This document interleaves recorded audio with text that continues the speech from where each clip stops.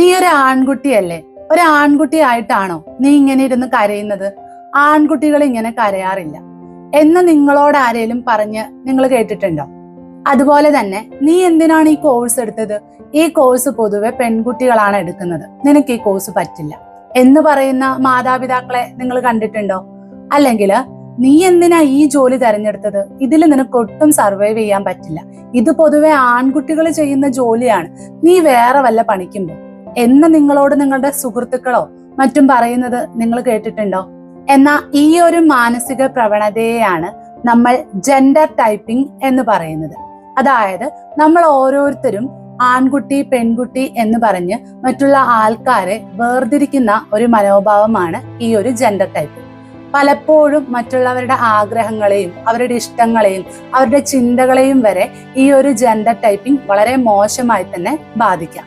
For example, നമ്മുടെ വീട്ടിൽ ഒരു ആൺകുട്ടി ക്ലാസിക്കൽ ഡാൻസ് പഠിക്കണം എന്ന് പറയുമ്പോൾ വീട്ടിൽ നിന്ന് തന്നെ ആ കുട്ടിയെ നമ്മൾ ഡീമോട്ടിവേറ്റ് ചെയ്യും. കാരണം ഇത് നീ പഠിക്കേണ്ടതല്ല, ഇത് പൊതുവെ പെൺകുട്ടികളാണ് ചെയ്യുന്നത്, നിനക്ക് വേറെ വല്ലതൊക്കെ പഠിച്ചാൽ പോരെ എന്ന് മാതാപിതാക്കൾ തന്നെ പറയും.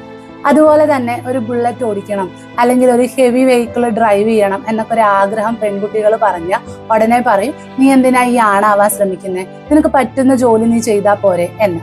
ഇത്തരത്തിലുള്ള പല കാര്യങ്ങളും ഒരുപക്ഷെ നിങ്ങൾ നിങ്ങളുടെ ജീവിതത്തിൽ എക്സ്പീരിയൻസ് ചെയ്തിട്ടുണ്ടാവും. ശരിയാണ്, ഞാൻ ഈ വീഡിയോ ഇടുമ്പോൾ പല ആൾക്കാരും ഇതിന്റെ അടിയിൽ വന്ന് കമന്റ് ചെയ്യും, എല്ലാ ജോലികളും പെണ്ണിന് ചെയ്യാൻ പറ്റില്ല അല്ലെങ്കിൽ എല്ലാ ജോലികളും ആൺകുട്ടിക്ക് ചെയ്യാൻ പറ്റില്ല എന്ന്. ശരിയാണ്, ആൺകുട്ടികളുടെയും പെൺകുട്ടികളുടെയും ശാരീരിക ക്ഷമതയൊക്കെ വ്യത്യാസമാണ്. പക്ഷെ രണ്ടുപേർക്ക് ചെയ്യാൻ പറ്റുന്ന കാര്യങ്ങൾ പോലും പലപ്പോഴും നമ്മളുടെ ഈ സമൂഹത്തിന്റെ ഒരു അമിതമായിട്ടുള്ള സമ്മർദ്ദം മൂലം നമ്മൾ ചെയ്യാറില്ല. ആ ഒരു പ്രവണതയാണ് ഈ പറഞ്ഞ ജെൻഡർ ടൈപ്പിംഗ്. അതുകൊണ്ട് നിങ്ങളോ നിങ്ങളുടെ സുഹൃത്തുക്കളോ ഒരു ജെൻഡർ ടൈപ്പിംഗിന്റെ വിക്ടിം ആണെങ്കിൽ തീർച്ചയായും അത് നിങ്ങളുടെ മാനസിക ആരോഗ്യത്തെ വളരെ മോശമായി തന്നെ ബാധിക്കും. നിങ്ങൾക്ക് അമിതമായിട്ടുള്ള ഒരു സമ്മർദ്ദവും ഉത്കണ്ഠയും ഇഷ്ടപ്പെട്ട ജോലി ചെയ്യാൻ പറ്റാതെ നിങ്ങൾക്കൊരു സെൽഫ് കോൺഫിഡൻസ് ഇല്ലായ്മയും വിഷാദവും ഒക്കെ ഉണ്ടാവാനുള്ള സാധ്യത വളരെ കൂടുതലാണ്. സോ നിങ്ങളോ നിങ്ങളുടെ സുഹൃത്തുക്കളോ ജെൻഡർ ടൈപ്പിംഗിന്റെ വിക്ടിം ആണെങ്കിൽ നിങ്ങൾക്ക് അടുത്ത മാനസിക സമ്മർദ്ദം ഈ ഒരു കാര്യം കൊണ്ട് അനുഭവിക്കുന്നുണ്ടെങ്കിൽ ഒരു പ്രൊഫഷണലിന്റെ ഹെൽപ്പ് സീക്ക് ചെയ്യുക, നിങ്ങളുടെ മാനസിക ആരോഗ്യം സംരക്ഷിക്കുക. അതോടൊപ്പം ഓർക്കുക, ആരുടെയും കഴിവുകളെയും ആഗ്രഹങ്ങളെയും ഒന്നും നമ്മൾ ജെൻഡറിന്റെ പേരിൽ തടസ്സപ്പെടുത്താതിരിക്കുക. അത്തരം പ്രവണതകൾ നമ്മൾ ചെയ്യുന്നത് ഒഴിവാക്കുക.